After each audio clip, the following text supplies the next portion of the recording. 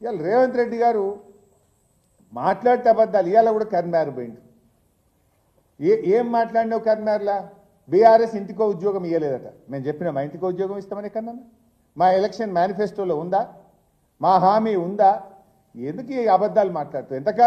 ఎంతకాలం ఈ చిల్లర డైలాగులు కొడతావు? ఇవాళ దిగిపోండి అని మేము అంటున్నామట.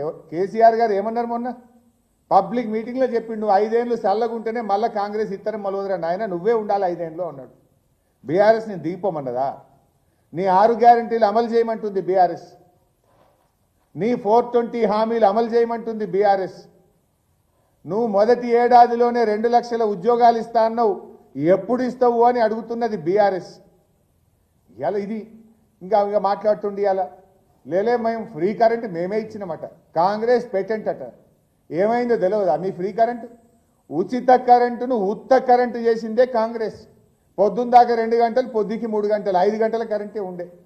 అది ఉచిత కరెంటు కాదు ఉత్త కరెంట్ అయిందని రైతులు లబోదిబోమన్నారు. ఇలా 24 గంటల కరెంటుకు పేటెంట్ కేసీఆర్. బీఆర్ఎస్ పార్టీ పోదంపా, ఏ ఊళ్ళోకి పోదాం?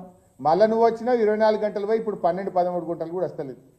మెల్లగా కోతలు పెడుతున్నావు. ఇప్పుడు మొదటి ఏడాది 18 ఇచ్చినావు, రెండో ఏడాది 16 ఇచ్చినావు, ఇప్పుడు మూడో ఏడాది అడుగు పెట్టినావు 12 గంటలకు తగ్గింది. ఇప్పుడు ఏ ఊళ్ళో పోయినా చెప్తారు రైతులకు ఎన్ని గంటల కరెంట్ వస్తుందంటే సాయంత్రం 4-4:30 పోతుంది, పొద్దుగాల 4-4:30కు వస్తుంది. 12 గంటలకు వచ్చింది. ఉచిత కరెంటు ఉత్త కరెంటు చేసినావు నువ్వు. ఇవాళ ఆనాడు ఉత్త కరెంటు చేసింది కాంగ్రెసే, ఇవాళ ఉచిత కరెంటు కోతలు పెట్టింది రేవంత్ రెడ్డి కాంగ్రెసే. 24 గంటల కరెంట్ ఇచ్చి నా మోటార్లు కాలకుండా కరెంట్ ఇచ్చింది కేసీఆర్. కానీ ఇలా ఆయన మాట్లాడుతుండే మేమే కరెంట్ ఇచ్చినామట. నవ్వుతారు. నీ మాటలు విన్న రైతులు ఏమనుకుంటారు నిన్ను? ఇలా ఆరోగ్యశ్రీ గురించి మాట్లాడినావు. ఆరోగ్యశ్రీ బకాయిలు ఆగబట్టిందే నువ్వు కదా. మేము 2 లక్షలున్న ఆరోగ్యశ్రీని 5 లక్షలకు పెంచినాం. ఆసుపత్రులు పెంచినాం, మేము ట్రీట్మెంట్లు పెంచినాం మేము. కానీ ఇవాళ నువ్వు వచ్చినాక వైద్యం అందుతలేదు, పేదలు గోసపడుతున్నారు. ఆసుపత్రులు మేము వైద్యం అందించము, బాయ్కాట్ చేస్తాం ఆరోగ్యశ్రీని అని చెప్పి నీకు నోటీసులు ఇస్తున్నా కూడా నీకు చీమ కుట్టినట్టు.